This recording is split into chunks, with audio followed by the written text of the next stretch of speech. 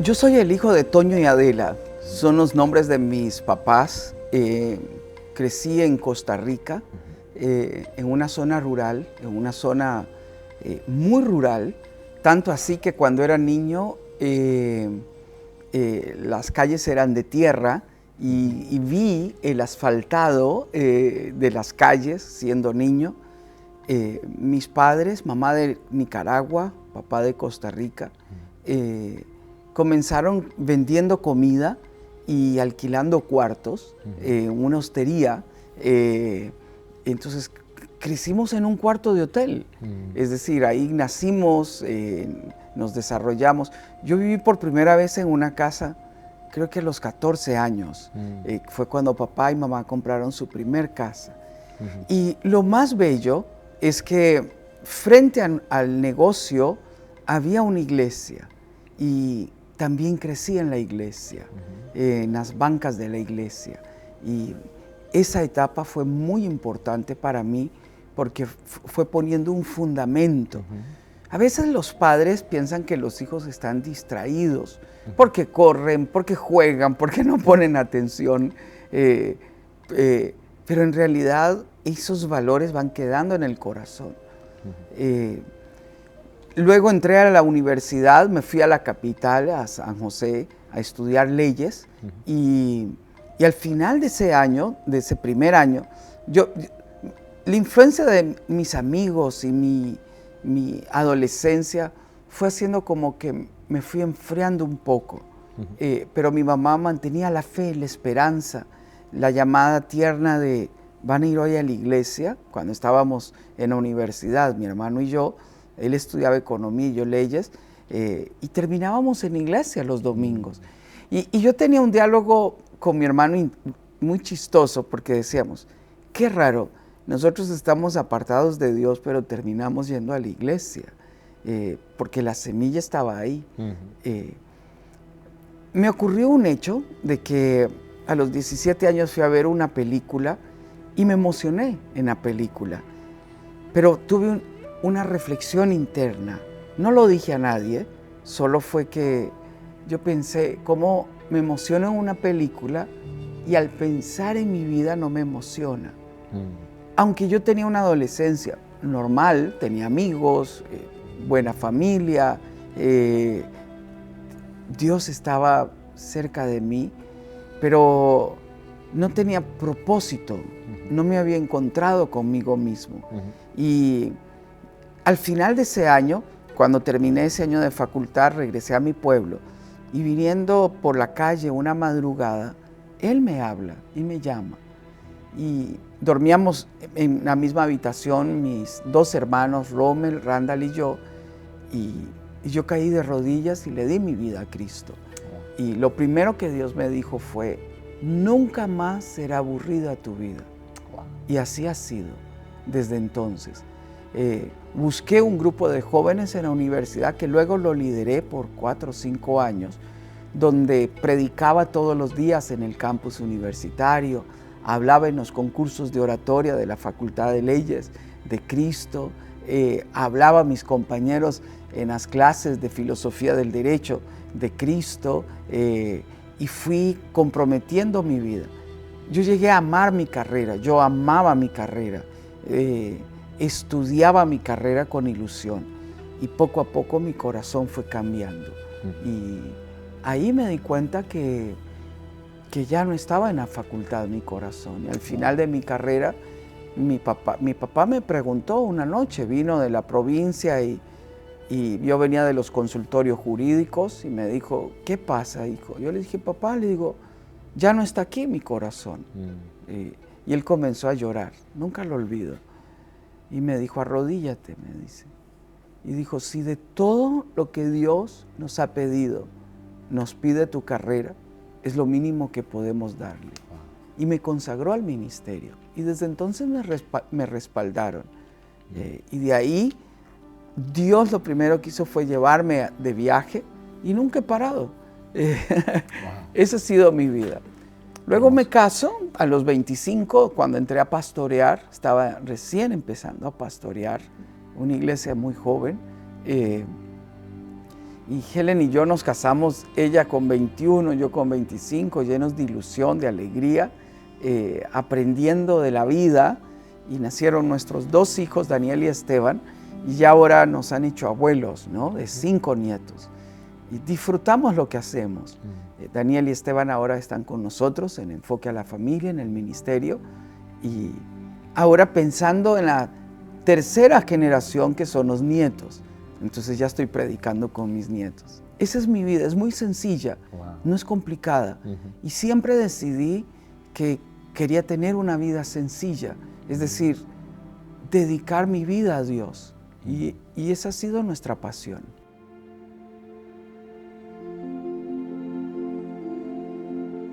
Cuando yo llegué a la capital, me busqué una iglesia que me desafiara, me retara, me inspirara. Entonces encontré una iglesia de jóvenes. El primer día que llegué, anunciaron que había campamento. Era un campamento que tenía la iglesia y que al día siguiente iban a llevar las sillas al campamento. Entonces iba a llegar el camión con el chofer y que todos fueran a ayudar. Eran como 300 jóvenes y yo pensé que el día siguiente íbamos a ver 100. Llegó el chofer y yo. Y fue muy lindo porque fue lo primero que hice en iglesia, llevar sillas al campamento. Si alguien me pregunta cómo descubrir el llamado, primero tiene que consagrarse a Dios y comenzar a servir en lo que viene a la mano. ¿Cómo descubre David su llamado? Cuidando ovejas. Y cuidando ovejas, mata leones. Y matando leones y osos se da cuenta que el poder de Dios está ahí con él. Y descubre una intimidad con Dios. Lo otro que va a ocurrir es que Dios va a comenzar a ponerte personas a tu lado, quienes te van a inspirar, te van a animar. Entonces, observa. Yo he aprendido por la observación, es el mejor método científico, es el método de la observación. Entonces yo observo hacia afuera y observo hacia adentro. ¿Qué me apasiona? ¿Qué me inspira? ¿Qué me llama la atención? El otro elemento que es, y este punto es imperdible, es equivocarnos. Es decir, vamos a caminar por trayectos equivocados. ¿Por qué?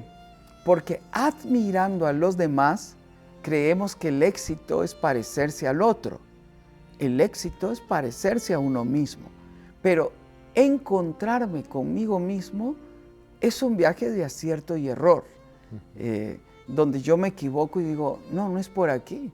A todos nos echaron de la música, a todos nos corrieron de otros lugares.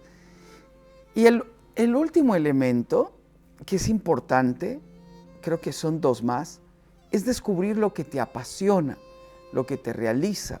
Por ejemplo, el trabajo no puede ser algo que uno hace para ganar dinero.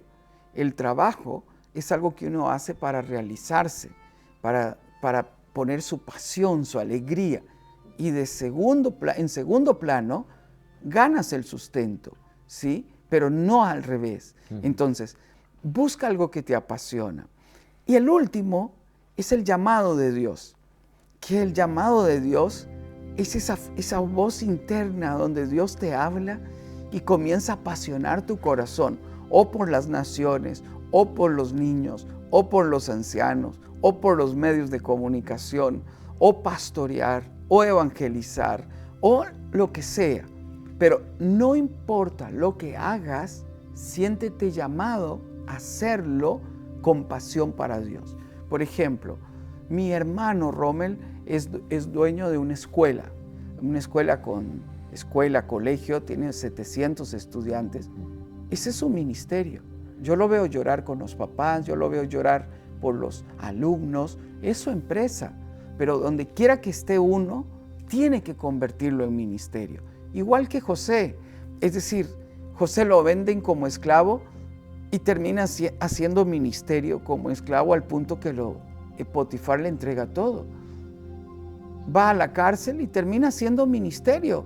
Y a los pocos días el carcelero le da la llave de la cárcel porque todo lo deja para Dios con excelencia. Bueno, ahí uno va creciendo. El ministerio no es estático, es evolutivo.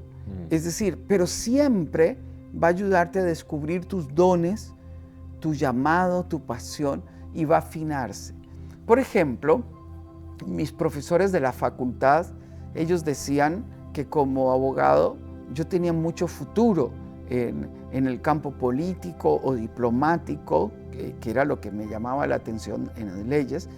Y de hecho, el decano de la facultad, 3 años, me invitó hace algunos años a inaugurar la cátedra. Entonces yo fui a dar un discurso a toda la facultad y ellos decían, un profesor me decía, pasamos una clase discutiendo con los estudiantes que hubiese sido usted como abogado. Todos concluyeron que usted hubiera sido un diplomático de carrera, porque yo no me miraba litigando en derecho penal o haciendo contratos en derecho civil. Lo que he hecho en el Señor es hacer proyectos de ley de familia, analizar, ¿no? Pero cuando yo escuché eso, me pareció interesante que yo despertara eso en estudiantes. Y entonces el decano me decía, sí, es que usted tiene futuro como abogado y yo quiero que usted termine su doctorado acá. Y yo me iba a mi casa a hacer mi autoexamen. Para ese momento yo tenía unos 40 y tantos de años. Y yo le decía, Señor, ¿será que hay algo que los profesores ven que yo no veo? Y el Señor me hizo preguntas. Por ejemplo, ¿amas lo que haces? Sí. ¿Te ves haciendo otra cosa? No. No hay preguntas. Pero para llegar a esa conclusión, usted tiene que recorrer el camino. Por ejemplo, yo fui 9 años pastor y yo siempre entendí que esos 9 años fue para estudiar teología, fue para desarrollar compasión, pero yo sabía que era temporal, porque yo había sido llamado a servir al reino. Y poco a poco mi corazón fue especializándose en el campo de familia. Aunque al principio yo hablaba de juventud, luego hablaba más de teología, ahora tengo 25 años de especializarme en el campo de familia. Eso significa que el llamado es progresivo y que uno tiene que tener la sensibilidad de girar o de especializarse en eso que le gusta.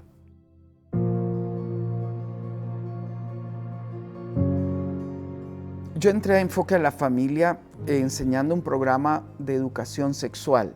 Un día me regalaron era la época de los 90 del VHS y un libro, y yo vi el potencial que eso tenía. Comencé a enseñarlo a los jóvenes, comencé a enseñarlo a los scouts, lo presenté al gobierno, el gobierno lo aprobó como el programa oficial de educación sexual, lo presenté a la Iglesia Católica, la Iglesia lo comenzó a implementar, yo lo enseñaba en las parroquias, comenzaba a viajar a los diferentes países enseñándolo, hice convenio con varios gobiernos y lo he enseñado a más de 1 millón de jóvenes, creo que como 1,5 millones de jóvenes en 22 países. Yo compartía eso, dando reportes a Focus on the Family y contándoles. Yo no era Enfoque a la Familia, yo era un ministerio de evangelización, pero comencé a hacer eso y Dios comenzó a abrir puertas con los jóvenes y con los gobiernos, y esa evolución fue natural. Entonces, Focus on the Family me dice, busquemos un director para abrir una oficina en Costa Rica que dé continuidad a esto en América Latina y aún en España, que ya había venido en ese momento. Y yo no miré que yo calificaba, porque mi formación académica es en teología y como abogado. Ellos, me imaginé, yo buscaban un psicólogo, entonces yo recomendé 2 psicólogos. Pero ellos no calificaron por alguna razón. Y Y un día me invitaron a conocer al doctor Dobson en un almuerzo y a dar testimonio de lo que estábamos haciendo. Y el vicepresidente de Internacional dice, le pregunta al director para América Latina, ¿y conseguimos a alguien? Le dice, aún no. Y me mira y me dice, ¿y usted qué hace? Y le digo, bueno, yo enseño este programa de Sin Excusas de sexualidad el 90% de mi tiempo. Y él, Jim Daly, quien es hoy el sucesor del Dr. Dobson, dijo, él es la persona. Entonces yo entré a Focus on the Family en una época donde el Dr. Dobson estaba formando la nueva generación. Y él decía, yo sueño que Focus on the Family tenga color de piel y el idioma de cada región. Y ya habían encontrado a alguien de Malasia, alguien de India, alguien de Londres para Europa, alguien de Canadá, alguien de Sudáfrica para África. Y ahora a mí me estaban introduciendo. Entonces el doctor Dobson comenzamos a leer, comenzaron a formarnos, comenzaron a instruirnos y a pasarnos responsabilidades poco a poco. Lo interesante es que los medios de comunicación secular me llamaban para hablar del tema de sexualidad. Y de repente un medio me dijo, Sixto, ¿y por qué no hablamos otros temas? Y ahí comencé a ir a los medios a hablar del tema de familia y comenzamos un proceso de especialización en el campo de la familia. Simultáneamente me había casado, comenzaron a nacer mis hijos y poco a poco eso va orientando tu foco de interés, ¿sí? Y esto nos fue llevando a especializarnos en el campo de familia como una pasión. Nuevamente es un llamado que va en evolución, ¿sí? Y lo he disfrutado. La verdad es que disfruto. Yo leo la Biblia y la veo familia. O sea, yo leo Jonás y veo familia. Un arca para salvar a su familia. Veo a José y a María y veo un matrimonio. Veo a Pablo formando a Timoteo y veo un papá. ¿Me explico? Entonces leo familia. O sea, yo veo la Biblia y veo generaciones. Entonces, eso es parte de la esencia del espíritu dentro de uno. Pero uno tiene que descubrirlo. Es decir, tiene que ir descubriendo esa pasión poco a poco. Es como ese viaje al corazón que uno hace y que hay que hacerlo muchas veces en la vida.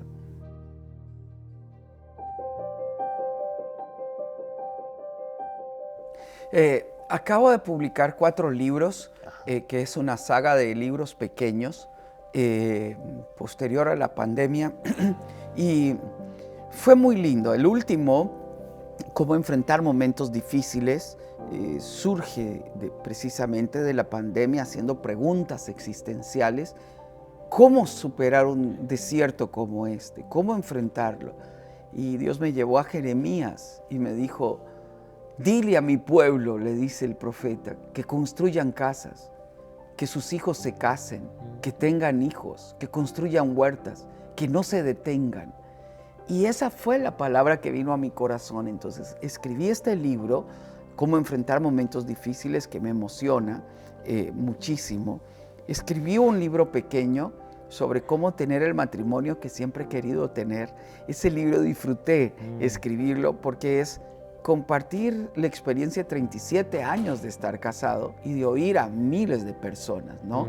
El otro libro que escribí, que ya es en este tema el tercer libro, Cómo elegir sabiamente en el amor para los jóvenes, es un libro muy práctico, muy lindo, que desarrolla la fórmula de la cual he hablado sobre cómo añadir inteligencia al amor, ¿sí? Entonces explico cómo el enamoramiento es una emoción válida que sube y baja, pero no es lo suficiente para amar. Se requiere humildad para pedir consejo, se requiere la capacidad de hacerse preguntas inteligentes, como por ejemplo, ¿su proyecto de vida y el mío compaginan? Como por ejemplo, ¿tiene algo que me avergüenza y que yo no puedo tolerar? ¿Tiene alguna adicción? preguntas inteligentes. Entonces, no basta estar enamorado, sino que yo tengo que preguntar, tengo que hacer preguntas. Enseño sobre la habilidad de discernir, porque hay cosas que no lo ve el sentimiento ni lo ve la razón, como es el caso de Sansón. Sansón se enamora de Dalila, Dalila hace toda la estrategia de conquista, pero hay un texto que dice, y Sansón entra en mortal angustia. Bueno, hay cosas que tienen que discernirse espiritualmente. Entonces, quiere decir que el enamoramiento, el amor, tiene que aprender a discernir, tiene que a oír la voz de Dios. Bueno, ese libro, Cómo elegir sabiamente en el amor, disfruté mucho porque es uno de los temas más recurrentes que siempre enseño con la juventud. Estos son libros que ya recién he terminado de publicar con este último, son 10 libros ya, y ahora estoy comenzando a trabajar un tema sobre que he trabajado mucho en los diferentes libros, pero que lo voy a especializar, es sobre cómo construir un legado. Es ayudar a que todos pensemos generacionalmente. Dios es un Dios de generaciones. Siempre Él está hablando de generaciones.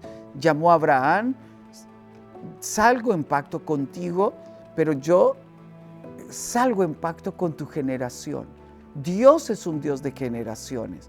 Entonces, esto ha estado en mi corazón por años. Entonces, estoy trabajando, comenzando a trabajar el tema. Posiblemente terminen siendo 2 libros, uno en general para toda persona. Por ejemplo, si un chico joven de 15 años comienza a pensar generacionalmente, sus decisiones serán más sabias y su pasión por la vida aumentará, porque entonces tiene una razón para pensar en futuro. Entonces, no solamente para los padres. Esto lo enseñé a mis hijos. Yo enseñé a mis hijos a amar a sus hijos desde que son niños. Entonces, oramos por sus hijos. Hoy yo veo a mis hijos, son apasionados con sus hijos, intencionales con sus hijos, trabajan con sus hijos. Es decir, ¿por qué? Porque fueron enseñados en amar la paternidad, ¿sí? El otro libro que posiblemente salga es Pensando empresarialmente. Es decir, me he encontrado muchos empresarios que saben hacer riqueza, pero no están pensando generacionalmente. Entonces, cuando hablo del tema con ellos en algunas conferencias, muchos me dicen, Sixto, yo solo pensé en multiplicar la empresa, pero ahora mis hijos han crecido y no sé qué hacer. No sé qué sigue. ¿Cómo se transmite esto? ¿Cómo lo paso? ¿Qué si no quieren entrar en la empresa? ¿Qué si no aman la empresa? ¿Qué hago? Bueno, esto me ha llevado a que posiblemente este segundo libro sea especializado en cómo desarrollar riqueza para pasarlo generacionalmente. Las familias más ricas del mundo, usted las escucha y ellos dicen, esto lo empezó el abuelo. Y el abuelo nos enseñó a amar esto, amar la tierra, amar la construcción o amar esto, ¿no? Y mi papá siguió y ahora a mí me apasiona. Bueno, mis otros hermanos no están, pero ellos, bueno, ¿cómo crear un protocolo de familia? ¿Cómo pasa esto de generación en generación? ¿Cómo multiplicar? ¿Cómo evitar que los buitres aparezcan? ¿A qué me refiero? Aquellos que quieren casarse con la hija del dueño por el dinero. ¿Cómo evitar eso? ¿Cómo hacer para que las personas no vengan por el dinero, sino que vengan por la persona?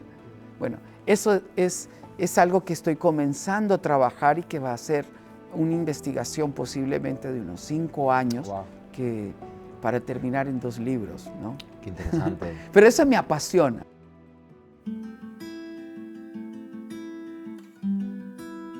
El programa de educación sexual de Sin Excusas, cuando evolucionamos hacia los temas de familia, poco a poco comenzó a apagarse. Ahora hemos hecho nuevamente una nueva versión de este programa de Sin Excusas y sueño con una nueva ola, un nuevo avivamiento, donde comencemos a hablar de lleno del tema de sexualidad con la generación joven en un momento complicado como nunca antes, ¿sí? Ese es uno de los proyectos que me ilusiona. Me ilusiona la escuela para padres en cada iglesia y ya hemos creado varios programas en este sentido. Me ilusiona lo que estamos haciendo en nuestra oficina de Ecuador, que es capacitando consejeros. Era uno de mis sueños y ya estamos con 7, 8 certificaciones para preparar consejeros que podamos dar soporte en las diferentes iglesias. Y un sueño personal es ver a mis nietos comenzar a florecer en el ministerio. Ya estoy predicando con mis nietos. Sueño que comiencen a viajar conmigo. Wow. Que es algo que impactó a mis hijos. Viajar juntos, hacer ministerio juntos. Que vayan donde vayan y hagan lo que decidan hacer, ellos puedan desarrollar el discernimiento de escuchar la voz de Dios. Mi nieto, la otra vez que casi tenía 3 años, era un domingo de resurrección, jugaba en el patio y corrió a sus padres y por primera vez lo escuchamos hablando, Dios me habló. Wow. Y gritaba y decía, mamá, papá, Dios me habló, Dios me habló. ¿Qué te dijo? Que Él viene pronto. Era un tema que no habíamos hablado con Él. Todos fuimos conscientes de que no habíamos. Y Él decía, pero es que Él me lo dijo. Él viene pronto, Él viene pronto. Es lo que Elí le hizo con Samuel, enseñarle a discernir la voz de Dios. Ese es nuestro siguiente paso. Hoy ya nuestros 2 hijos están en el ministerio y se está cumpliendo lo que Dios les habló a ellos, que ellos llevarían el ministerio a un nuevo nivel. Y todo lo que yo hago es predicar, pero todo lo que ellos han hecho es desarrollar el ministerio en redes sociales, el canal de YouTube, toda la parte de los podcasts, toda esa investigación es un trabajo de Esteban como productor, como el productor del equipo, y Daniel como el gerente de operaciones del ministerio. Cuando yo los veo a ellos, veo el cumplimiento de los planes de Dios. Ahora me toca pensar en los nietos.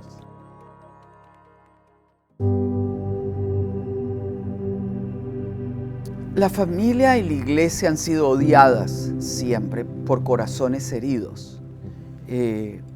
Ha sido parte de la agenda del infierno destruir la familia. Tanto así que se materializa en ideologías o en sistemas económicos donde dentro del plan de esos sistemas económicos es la suplantación de la paternidad por una hegemonía del Estado, donde el Estado quiere tomar la autoridad sobre los hijos. No han podido hacerlo porque es imposible crear una sociedad que elimine el núcleo básico que es la familia. La familia es esa pequeña célula que da estabilidad al engranaje social. Es decir, usted no puede tener hijos que podría parecer, y hay todo lo necesario para hacerlo, con lo de vientres de alquiler, con esa tergiversación del valor del niño que no ha nacido, al punto de legalizar el aborto, haciendo personas en el laboratorio, contratando mujeres para tener hijos, ¿con qué intención? De tener un ejército, o de tener mano de obra, o de volver a la esclavitud. Es decir, ¿por qué? Porque la dignidad humana adquiere su valor en el seno familiar. Entonces, es algo que ha venido atacando la familia, es diabólico. Por ejemplo, en los últimos 20 años comenzaron a materializar esto a partir de la ideología de género, sacando el tema de sexualidad de la paternidad, aduciendo a que el niño y el joven tienen el derecho de vivir su sexualidad plenamente, desligado de la injerencia paterna. Tanto así que si un menor de edad va a ponerse un piercing o a hacerse una intervención quirúrgica, no puede hacerlo sin autorización del padre. Pero si esa menor de edad de 12 años está embarazada y va al médico, el médico tiene prohibido llamar o informar a los padres. O sea, el campo de la sexualidad lo están usando como un instrumento para quitar la paternidad de los padres y tomar el Estado como una misión de liberar a los niños y a los jóvenes de los padres. Pero eso no lo van a lograr. ¿Por qué?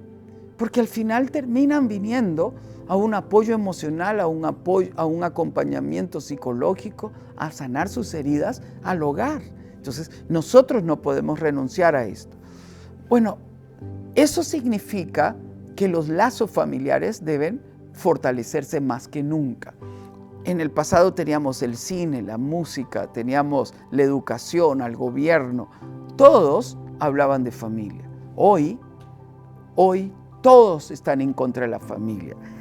Tristemente se unió el campo político con el campo económico. Entonces ahora vemos poderes económicos que condicionan las ayudas económicas a los países a cambio de que cambien su legislación y destruyan los conceptos de familia.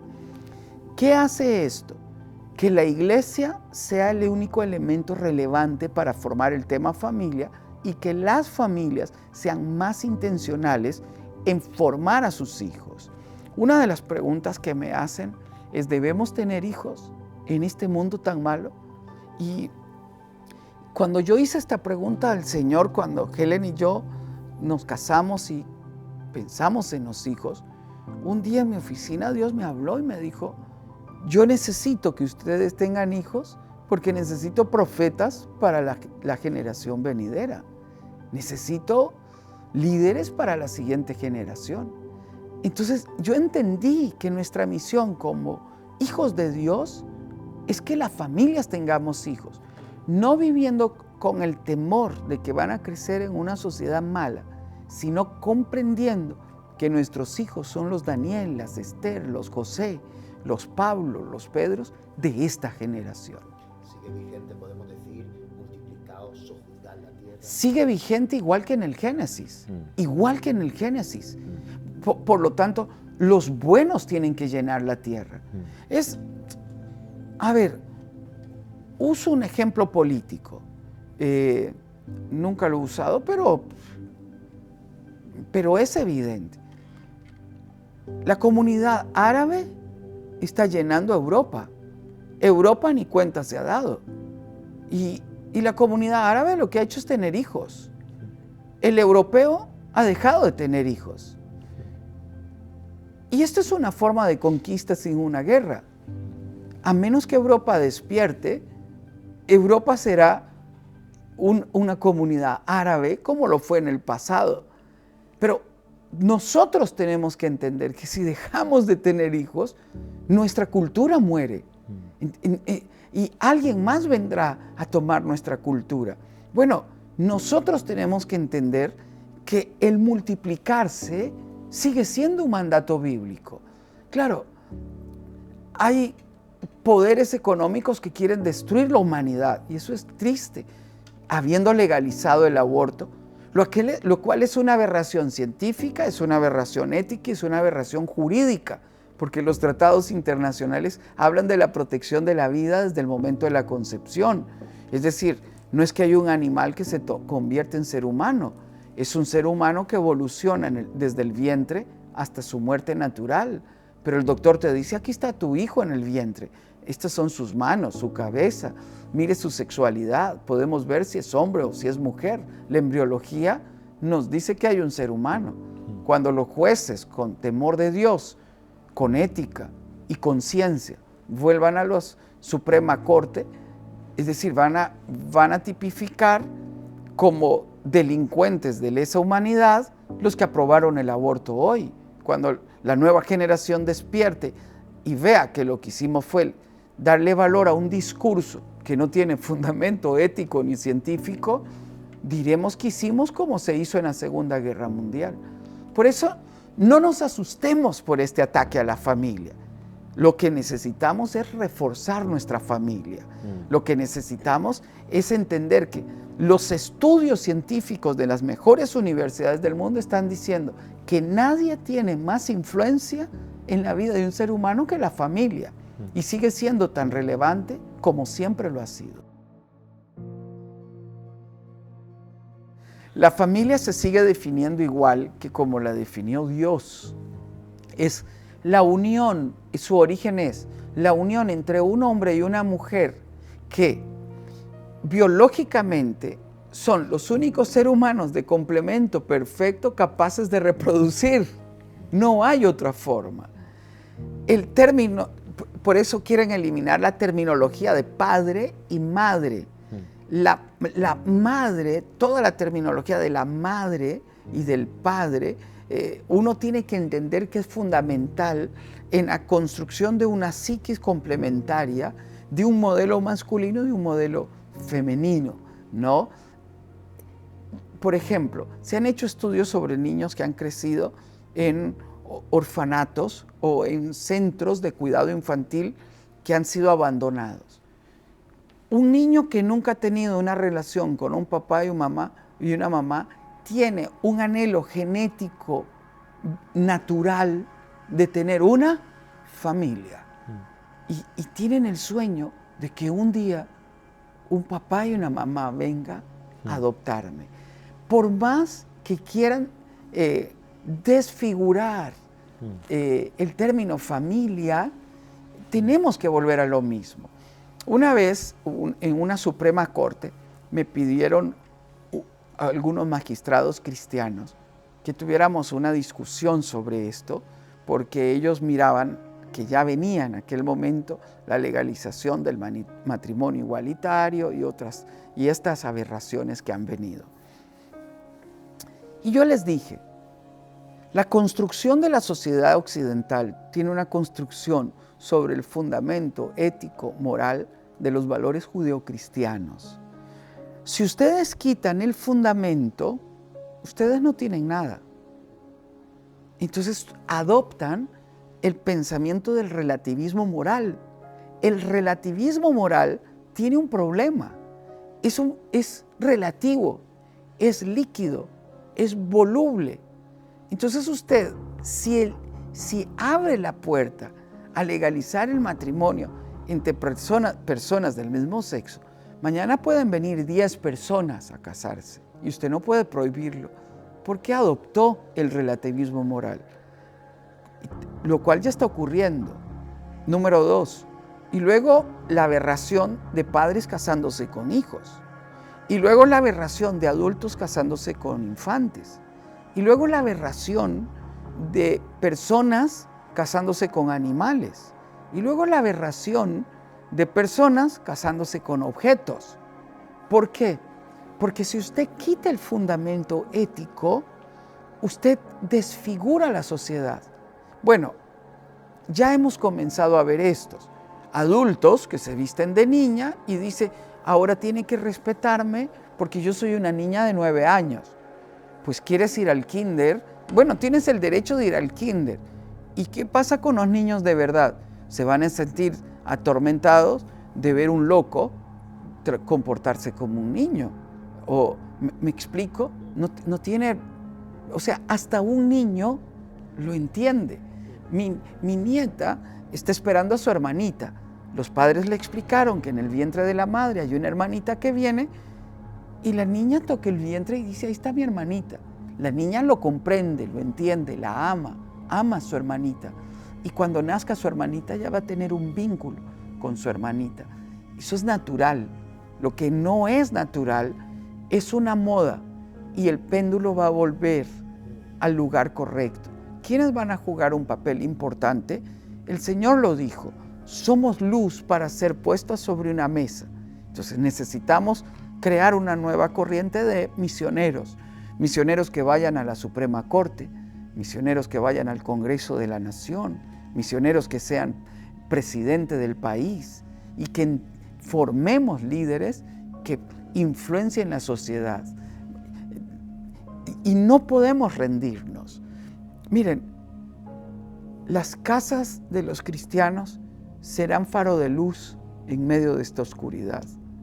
Y volveremos a tener universidades cristianas que perdimos, volveremos a tener educación en las casas. Las iglesias se convertirán en centros de formación para los niños. No significa aislarnos, significa entrenar una generación capaz de construir una sociedad lastimada y herida.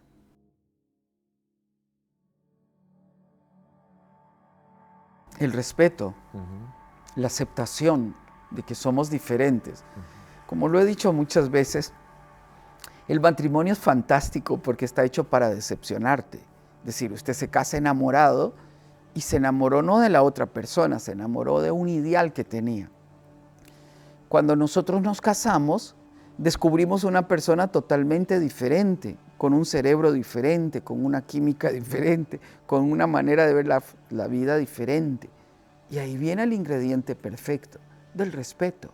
El respeto a la diferencia de criterio, el respeto al tiempo. Yo proceso de una manera, la otra persona procesa de otra manera. La casa significa diferente. Cuando construíamos nuestra casa, pegaron el piso y parecía una carretera con curvas, ¿no? No me parecía tan mal. Y Helen dijo, no, yo lo voy a ver eso todos los días y yo voy a llorar. Para ella le significa diferente. Bueno, fue fantástico porque yo tuve que elegir entre mi esposo y el constructor y hubo que levantar el piso 2 veces. A mí no me parecía tan mal, pero para ella era importante. Lloraba cuando miraba eso. Y yo decía, yo no entiendo por qué llora. No está tan mal.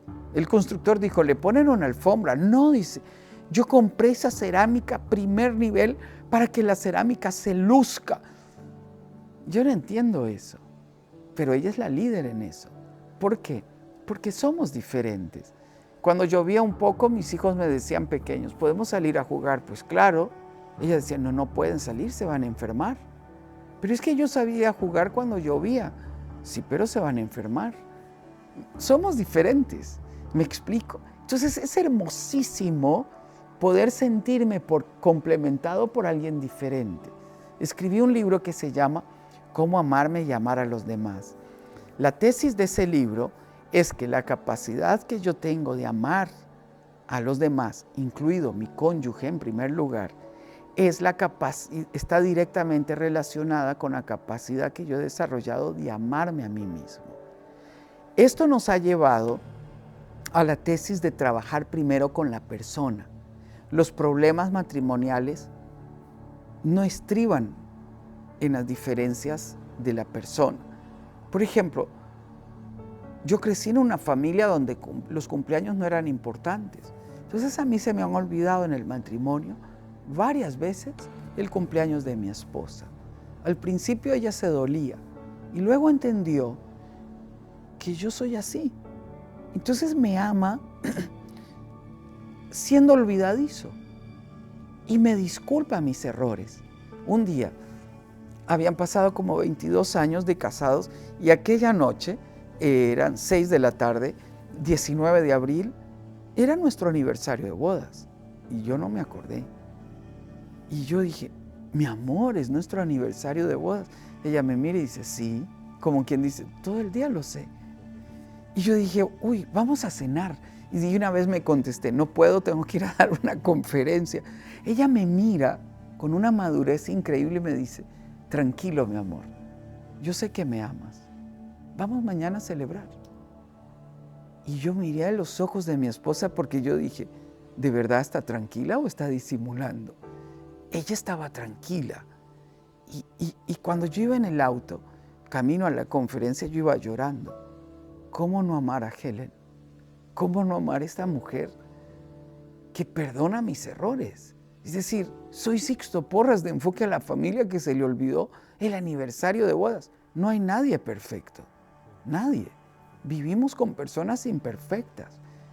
Pero yo me he dado cuenta que el arte del matrimonio es el arte de disimular defectos y admirar virtudes. ¿Por qué? Porque si usted lucha con intentar cambiar a la otra persona con gritos, con crítica y con maltrato, usted más bien hunde más a la otra persona en su deficiencia existencial de aquello en lo que no es bueno.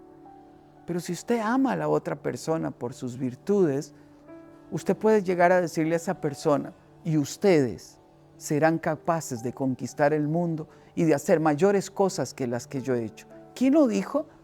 El novio, Jesús, a sus discípulos, a pescadores, indoctos, no habían estudiado. Cuando hablaba se notaban, decían los sacerdotes. Esto quiere decir que si Jesús miró en nosotros nuestras virtudes, nos enseñó a amar. Si yo puedo empoderar a mi cónyuge va a brillar. Ese es el secreto del matrimonio. El secreto del matrimonio es, si yo pudiera verle como el cielo le ve, esa es la pregunta que yo debo de hacerme. Si yo pudiera ver a mi cónyuge como el cielo le ve, me daría cuenta que estoy privilegiado.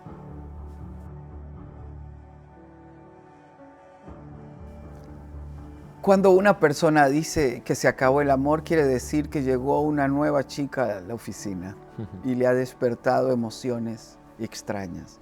O que el entrenador del gimnasio le acomoda el traje o algo y dice, qué guapa usted es, señora. Y dice, ay, mi marido hace días no me dice eso. Y comienza una fantasía que es una trampa mortal, porque toda novedad excita, pero su fin es de muerte, su fin es de dolor.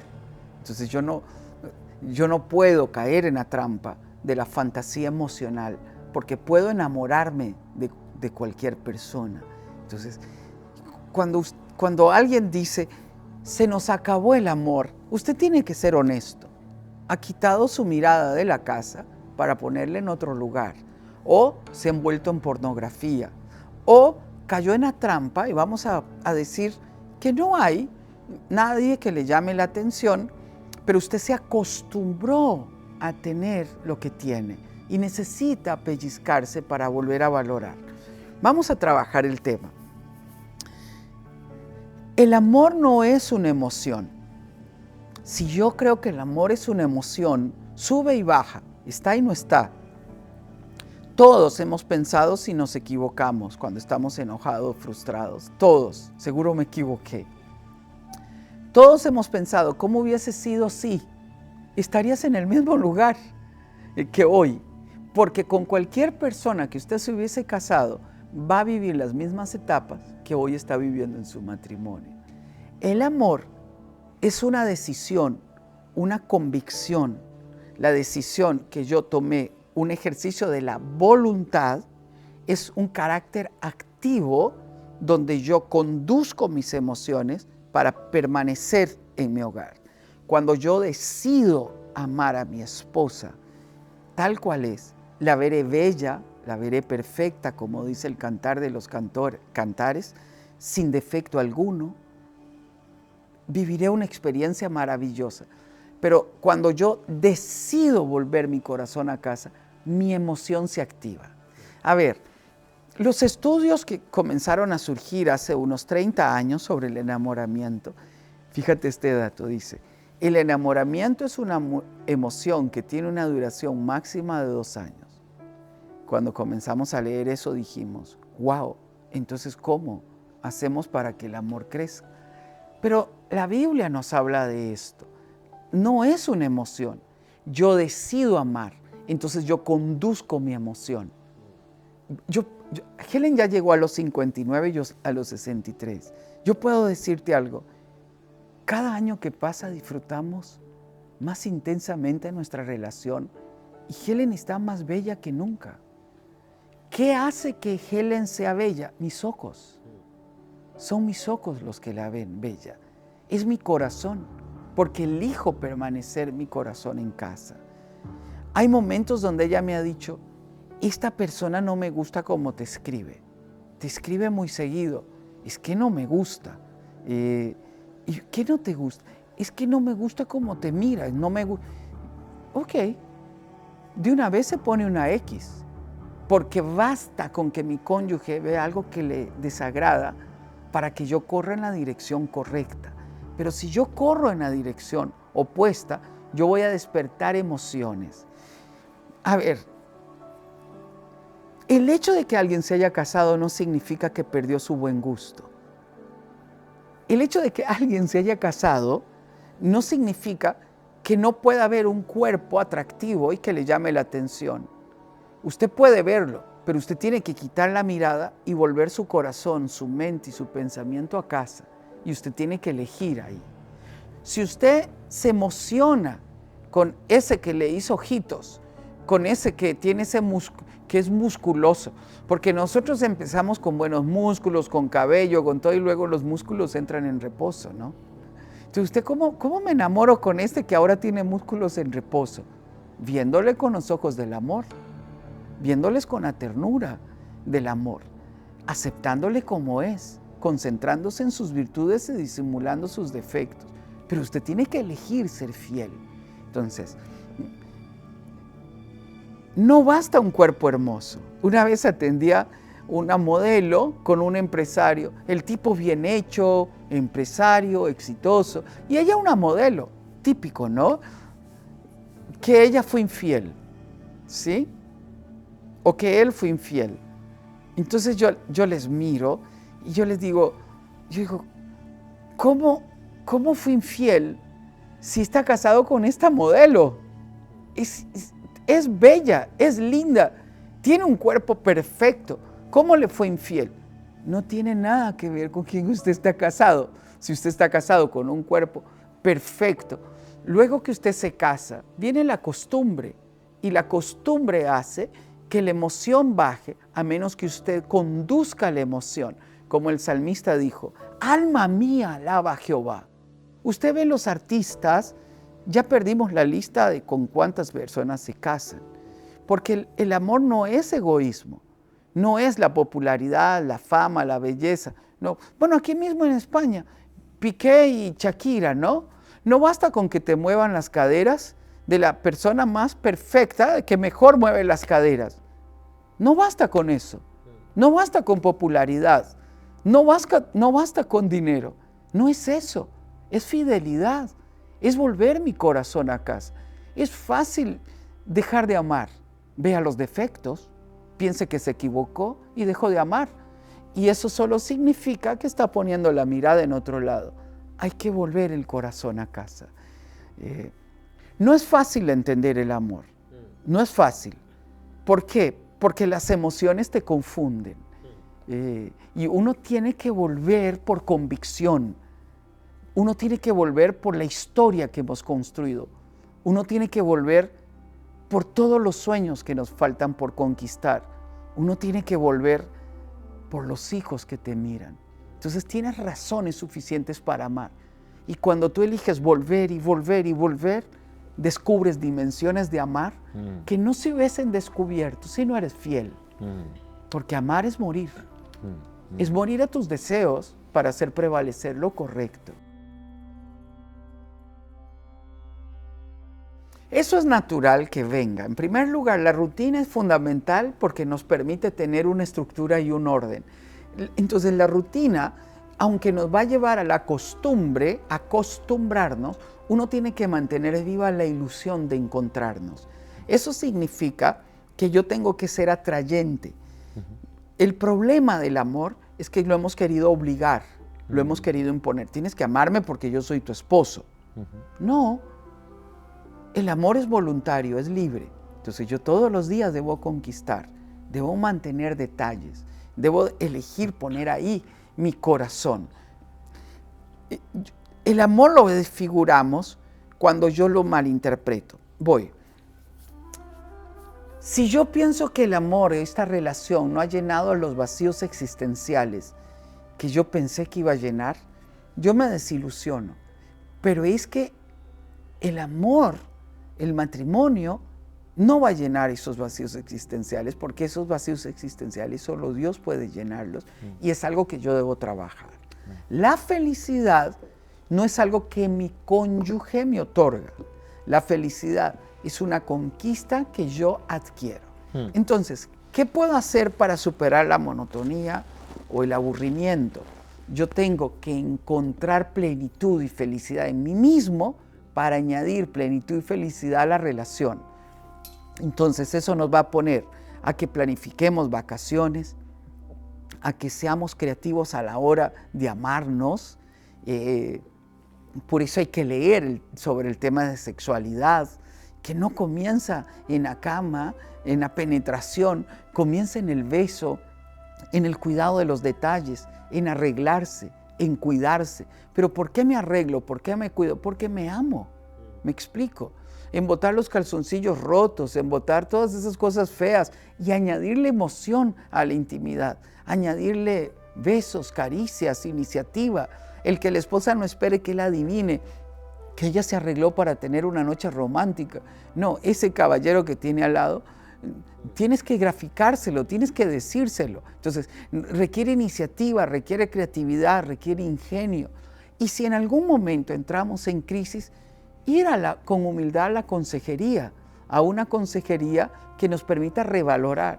En una ocasión, voy a decir nombres y apellidos, mi papá me dice, oye, ¿puedes atender a unos amigos ya entrados en años? Bueno, papá, yo ya no atendía a personas, los expertos lo hacen en oficina, y llega este matrimonio, un abogado exitosísimo, pensionado, había sido juez, y le digo, cuéntenme, ¿cuál es el problema? Que él todos los días quiere ir a ver el atardecer al mismo lugar y comer un helado. Yo estoy cansada de ir a comer helado y a ver el atardecer en el mismo lugar. Él es totalmente predecible. Comenzó a quejarse. Digo, ¿cuál es el problema? Eso es lo que le estoy diciendo. Y subía de tono y subía de tono. Ella contándome. Yo dije, pero aquí no hay adulterio, aquí no hay agresión, aquí no hay maltrato. Aquí hay un tipo que le gusta ver el atardecer y comer helados. Y le dije, cuénteme, ¿cómo fue que se enamoraron? Ah, él es un caballero, es un profesional exitoso. Y se le iluminaron los ojos a ella, porque hace rato no volvió a ver todo lo hermoso que tiene su esposo, de lo cual ella se enamoró. Media hora duró contándome las virtudes y le dije, usted está casado con un hombre extraordinario. ¿Quiere un consejo? Sí, dice, de vez en cuando no vaya a ver el atardecer ni a comer helado, dígale que usted no quiere ir. O llévese algo que a usted le guste, o llévese un libro y acompañe a su cónyuge en eso que le agrada. Sí, ¿verdad? Al final me quedé con la pregunta, ¿cuál era el problema? ¿Me explico? Nosotros hacemos problema donde no hay problema, porque uso el término de enclocharse, no sé si se comprende ese término, es como metes el cloche cuando el auto es manual, ¿no? Era manual que alterabas eso. Bueno, es como quedas patinando en algo sin sentido hasta que alguien te hace reaccionar, te desbloquea para volver a ver lo hermoso que nosotros tenemos. Entonces, hay veces donde solo viniendo donde un consejero nos hace desbloquearnos para volver a valorar lo hermoso que tiene la otra persona. Vuelvan a tener tiempo de vacaciones. Dejen de ir con amigos, porque hay matrimonios que han sustituido eso para meterle emoción y yendo con amigos. Hay vacaciones con amigos, pero hay vacaciones de nosotros. Lean libros cristianos sobre sexualidad.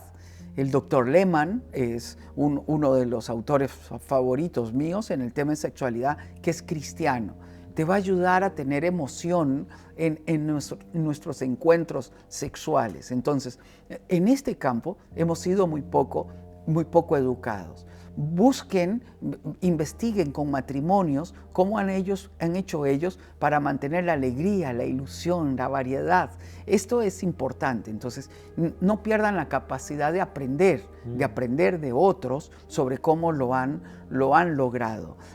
Desen la oportunidad de hablar más y de dejar de esperar que el otro adivine. Entonces, sean creativos, aprendan a bailar juntos en habitación, aprendan a llenar la casa de música, de romanticismo, de olores agradables. Es lo que yo siempre le digo a los matrimonios, hagamos de nuestro hogar un 5 estrellas. Cuando usted llega a un 5 estrellas, usted dice, wow, esto es un 5 estrellas. El aroma, el orden, la limpieza, la forma en que lo presentan. Bueno, hagamos de nuestro hogar un 5 estrellas. Para hacer de su hogar un 5 estrellas, usted tiene que ser un 5 estrellas. Es decir, usted tiene que hacerse la pregunta, ¿le es agradable a mi cónyuge vivir conmigo? ¿Soy yo alguien agradable? ¿Suelo decir las cosas en el tono correcto? ¿Soy romántico? ¿Pongo atención a mi esposa? Porque el amor, para amar hay que salir del egoísmo, para tener la meta de agradar a la otra persona. Vean películas románticas, no pornográficas, ni películas eróticas, porque que es lo mismo, eso distorsiona la sexualidad, sino donde el romanticismo, donde la coquetería, donde la ilusión, la alegría. ¿Cuál es la meta? Aprender. ¿Me explico? Entonces, busquen este tipo de cosas. Hagan foros entre otros matrimonios con una buena línea de respeto donde compartan ideas creativas que les ha permitido superar las crisis.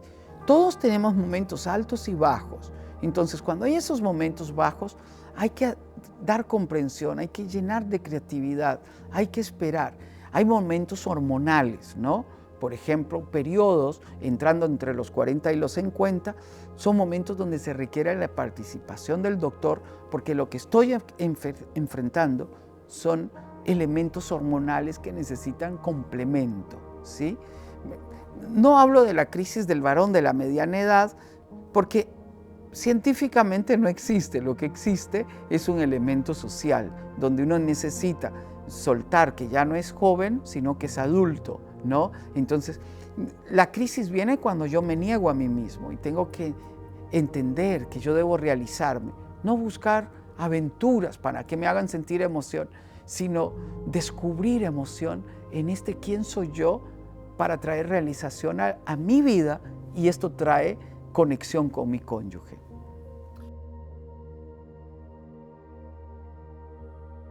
El principal desafío que los padres enfrentan hoy es que los dos trabajan.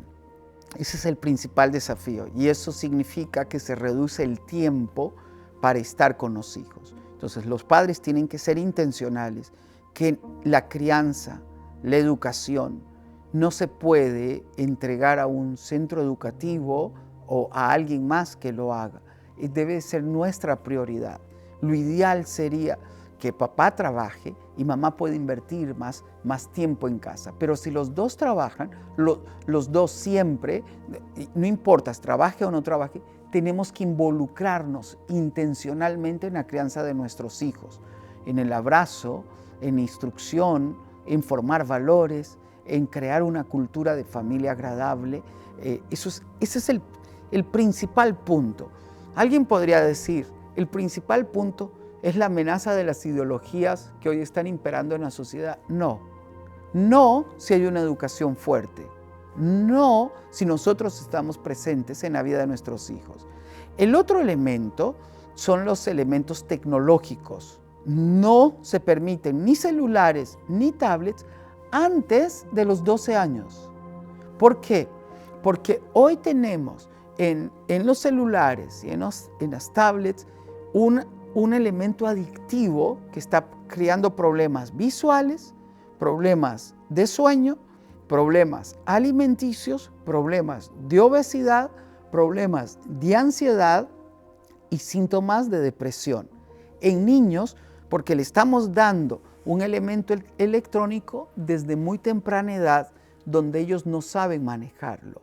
O sea, si nosotros los adultos ya somos adictos y donde debemos de aprender a trabajar para poner límites a los elementos tecnológicos, ¿cuánto más los niños? Entonces, los niños deben de jugar, correr, los niños deben de gatear, los niños deben de interactuar con otros niños, los niños deben de caminar descalzos en el césped, los niños deben de ir a los parques, los niños deben de divertirse pintando, jugando. Esto es fundamental. Entonces, la segunda amenaza es los elementos electrónicos. Hay que retrasarlo lo más que se pueda. Por ejemplo, no permitir que tengan redes sociales antes de los 12, 13, 14 o 15 años. No deben tener redes sociales antes de esa edad, donde nosotros vamos poniendo un fundamento ético, un control parental importante. Aquí, luego que la familia ya comience a tener celular y tablet, hay que poner los filtros necesarios para que los padres podamos estar al tanto sobre lo que navegan nuestros hijos. Por ejemplo, el otro día vimos una noticia de 2 gemelas a las que la mamá las castiga quitándoles el celular. Ellas enloquecen tanto, las niñas, que toman el auto y cuando la mamá está detrás del auto, le tiran el auto encima y la atropellan, porque no soportaron la frustración de quedarse sin celular. Bueno, esto es real, pero es para ilustrar lo que ocurre cuando usted deja que los elementos tecnológicos sustituyan la relación. El otro día iba en un aeropuerto y un niño de coche iba con una tablet y la niña caminando con su tablet y la mamá caminando con su tablet. Eso está mal. Entonces, ¿qué está mal? Que nosotros le dimos el biberón electrónico a los niños para nosotros tener tiempo y vivir nuestra adicción. Eso es una irresponsabilidad. Entonces, disfrute el tiempo con sus hijos. El tercer elemento es que usted encuentra una sociedad adversa a sus valores. Entonces, usted tiene que elegir el centro educativo al que van a ir sus hijos. Si puede dar educación en la casa, mejor. Si puede organizarse con otras familias, mejor, porque tenemos una educación pública aberrante, antiética y antimoral. Entonces, eso significa que el desafío de que cuando nuestros hijos salgan, tienen que ir mejor equipados, ¿sí? Hay otros elementos, como por ejemplo, un porcentaje de niños, posiblemente entre 40% a 50%, están creciendo sin la presencia de papá y mamá porque o papá y mamá nunca se casaron o papá se divorció y se fue. Entonces, tenemos una sociedad herida donde necesitamos traer salud, perdón, restauración y hacer entender que estamos bien, aunque papá no esté, y que Dios está presente y vamos a bendecir y vamos a honrar a papá. Entonces, el otro elemento es sanar el corazón de nuestros hijos, no trasladarle nuestra frustración o nuestro odio.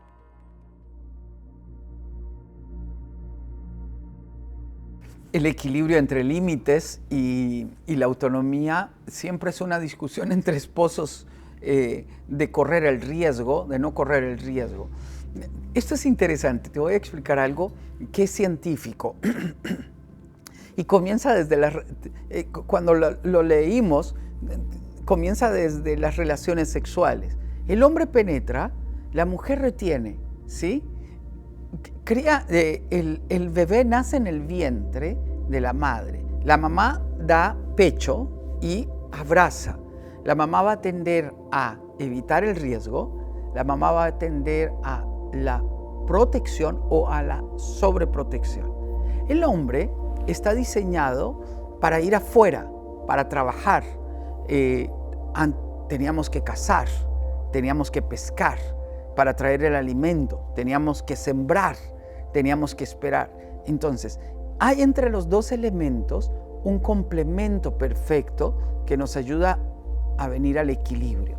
Pero nuestros hijos tienen que enfrentar la vida, tienen que caerse, tienen que enfrentar el dolor, tienen que enfrentar la frustración, tienen que esperar su tiempo. Ahí vamos entrenándolo. El concepto que resume esto es: criamos de la dependencia absoluta de un niño que hay que bañar, cuidar, alimentar, asear, hacerle rutinas, y vamos guiando progresivamente a la independencia absoluta. Voy a dar una edad donde los padres tienen que entender que a partir de esa edad los jóvenes deben ser independientes, 17 años. ¿Por qué 17 años? Porque más o menos entre los 17 y los 18 terminan secundaria y van a la universidad. Entonces usted tiene que suponer que su hija o su hijo a los 17 va a irse a otro país. Entonces usted tiene 17 años para hacer que su hijo sepa manejar su sexualidad, sepa administrarse a sí mismo, sepa manejar finanzas, sepa poner límites, sepa enfrentar presión de grupo, sepa tomar decisiones. Entonces, eso significa que desde la escuela usted tiene que permitirle hacer la tarea por él mismo. Es una hipocresía. Todos saben que ese trabajo de ese cuadro precioso lo hizo la mamá, pero eso no es honesto. El cuadro imperfecto lo hizo el niño. Entonces, ese es el real. Entonces, hay que ir progresivamente dando responsabilidades, permitiéndole bañarse por él mismo, vestirse por él mismo, ordenar su cuarto por él mismo, establecer los límites, enseñarles rutinas, enseñarle lo que es bueno, lo que es malo, y luego ir soltándolo progresivamente. Progresivamente son elementos controlados donde papá y mamá tienen el control, pero le permiten jugar con otros niños, caerse, levantarse, cuidarse. Entonces, este equilibrio no puedo generalizarlo porque cada entorno familiar es diferente, ¿sí? No podemos perderlos de vista. Debemos de proteger su sexualidad, proteger el bullying que puedan estar enfrentando. Entonces, es algo donde vamos dando y trayendo a casa, sanando y no. Y es importante que entre los 12, 13, 14, nosotros debemos de entender que estamos en una etapa de transición donde vamos soltando más.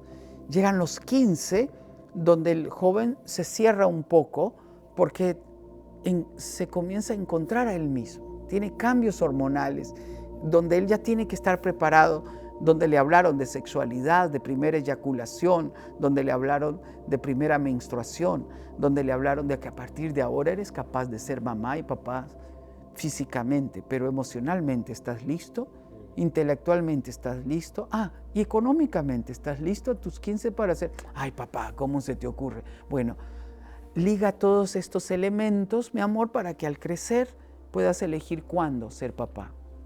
¿Me explico? Entonces, usted tiene antes de los 15. Vienen los 15 y a partir de cuando ellos llegan a los 15, 16, 17, es una etapa donde necesitan nuestra cercanía al lado, ya no de la mano, sino al lado, donde tenemos que enseñarles el mundo y donde tenemos que llevarlos para que ellos concluyan quién soy, en qué creo, en qué soy bueno, hacia dónde voy. ¿Cómo me proyecto en el tiempo? Bueno, aquí usted tiene que ayudarle a caminar con preguntas existenciales. ¿Qué vas a estudiar? No sé, papá, falta mucho. No falta mucho, faltan 3 años y corren rápido. Y usted tiene que generar conciencia para que él se encuentre a él mismo. Aquí es caminar al lado y luego tomar muchos tiempos para bendecirlo, imponer manos sobre ellos, empoderarlos, afirmarlos, decirles que les va a ir bien y desde pequeño comenzar a crear en ellos un amor propio fundamentado en la imagen que Dios tiene de ellos.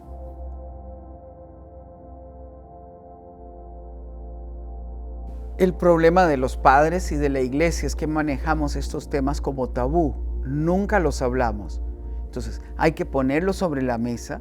Hemos hecho en Enfoque a la Familia, en el canal de YouTube de Enfoque a la Familia, varios cursos donde hablamos de sexualidad, donde hablamos de adicción a la pornografía. Entonces, hay que ponerlo sobre la mesa, hay que hablar de la adicción, qué significa, cómo se origina, cómo viene, y que ellos abran el corazón de si lo han enfrentado, cómo lo han enfrentado, qué decisiones están tomando, qué efecto puede tener en nosotros. Número 1. Número 2, como padres tenemos que tener control parental.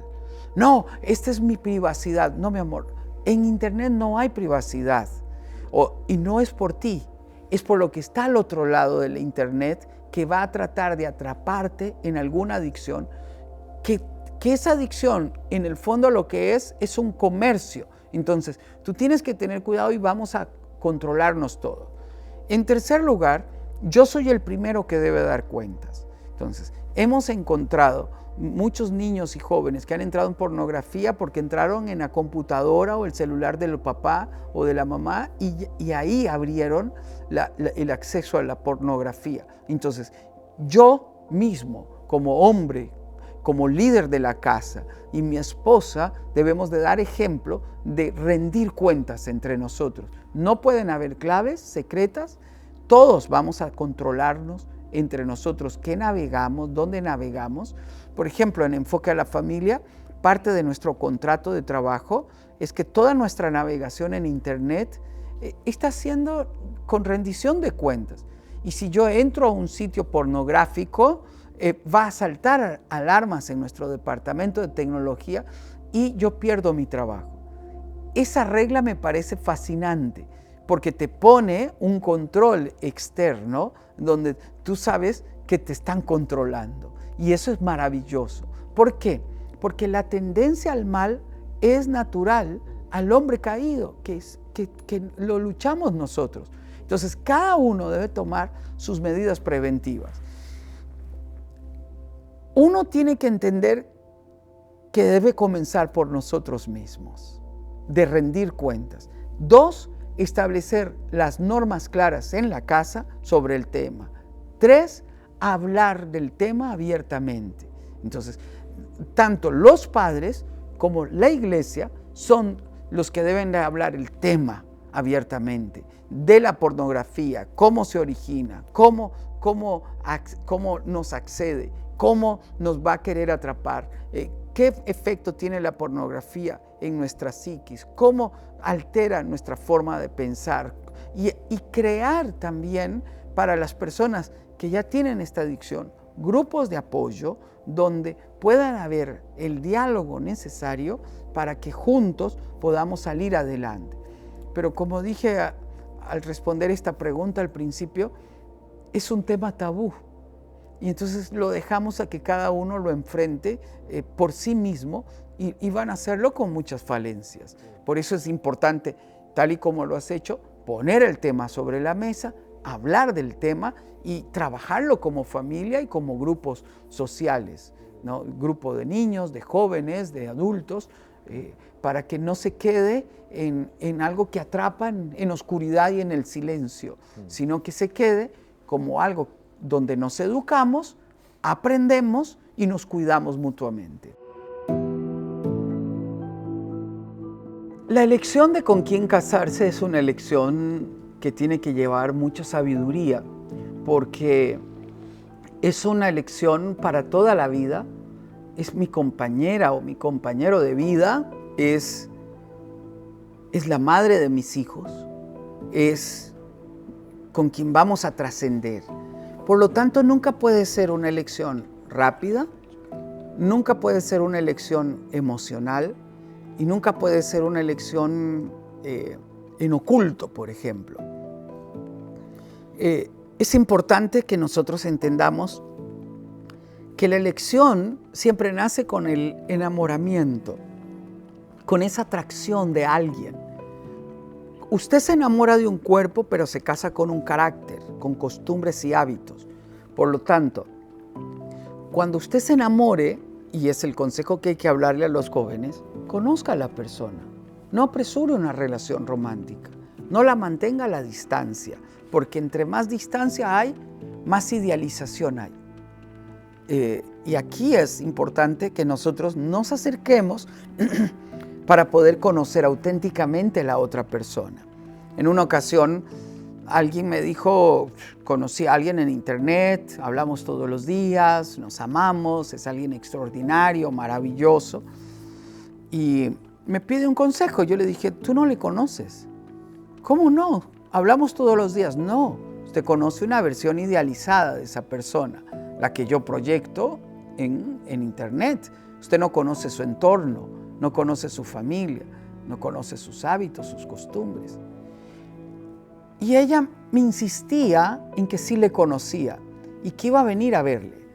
Bueno, eso me parece un buen inicio. Se conocieron en internet, vengan a conocer sus familias, establezcan límites, porque si no ustedes van a alterar la relación si no establecen límites y lo hacen de encuentros románticos nada más, eso no es conocerse. Conocerse es conocer carácter. No había pasado una semana cuando la persona estaba decepcionada. Era un parásito el otro. Lo que estaba buscando es quien le mantuviera. Era un parásito.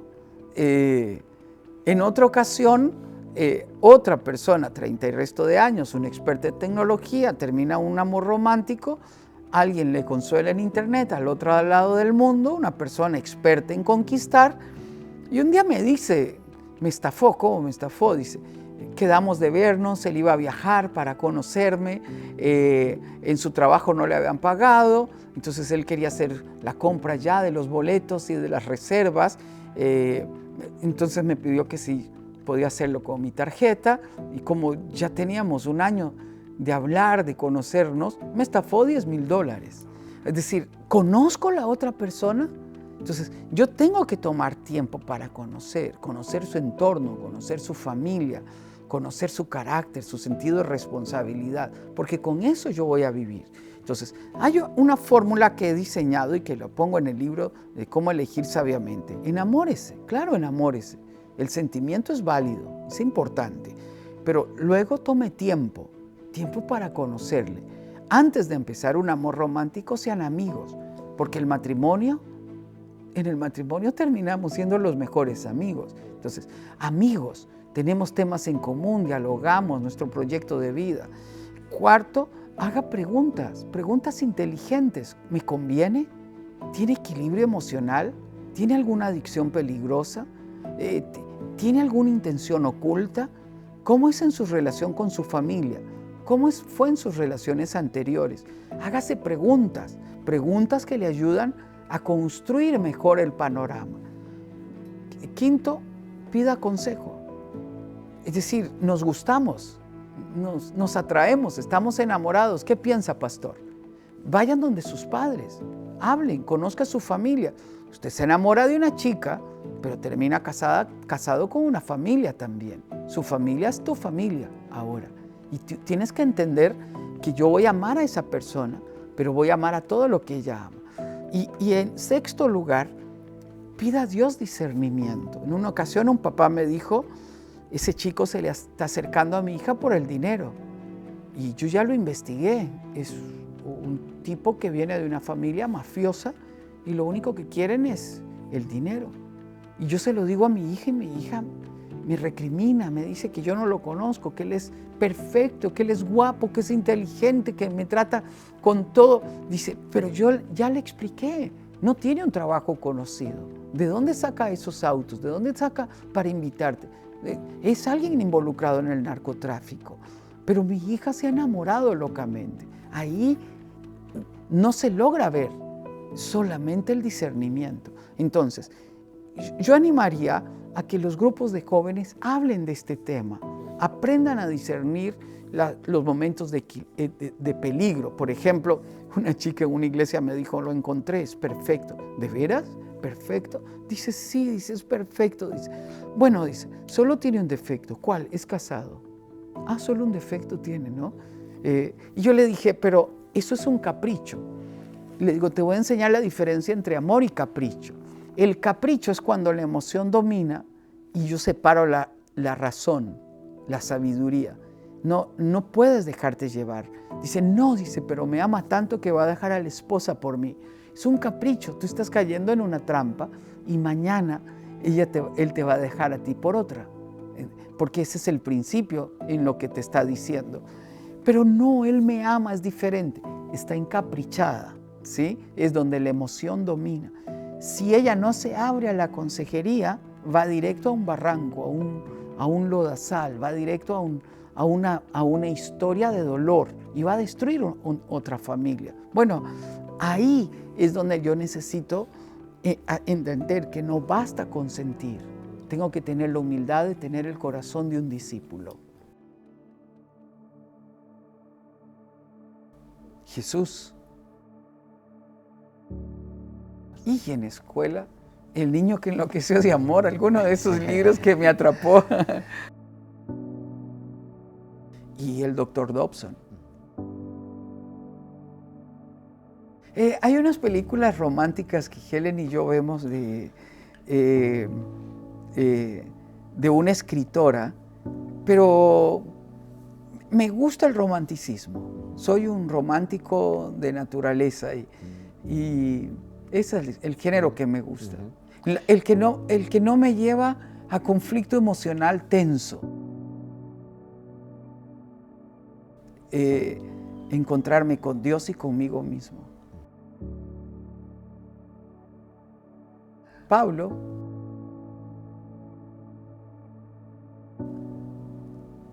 es gratitud y contentamiento en todo lo que hago y vivo. Es conciencia de que existo. Es esa paz que solo viene de Dios. El tenis de mesa, hoy caminar, contemplar, es mi deporte. Me encanta caminar. Marcos Brunet.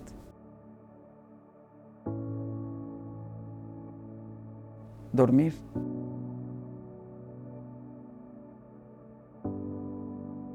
Tener hambre de conocer a Dios. Hay tantos versículos. Para mí el Salmo 23 es el salmo que mejor expresa el ciclo de la vida. Hay momentos de valles, de remanso, y hay momentos de oscuridad, pero el final es lo más hermoso. Él adereza mesa delante de mí y me invita a sentarme con Él en esa gran cena. Para mí el Salmo 23 es maravilloso porque me hace sentir cuidado y pastoreado. Hola, soy Sixto Porras de Enfoque a la Familia y quiero saludar a todos los que siempre están conectados con radio y con televisión Vida. Quiero animarte a que ames tu familia, a que te encuentres con Dios en lo íntimo. Si estás lejos, vuelve a casa. Si te has equivocado, pide perdón, pero lucha por lo que amas. Al final de los días, cuando las luces se apagan, solo la familia queda. Por eso, siempre vuelve a casa. Un abrazo a la distancia, soy Sixto Porras de Enfoque a la Familia.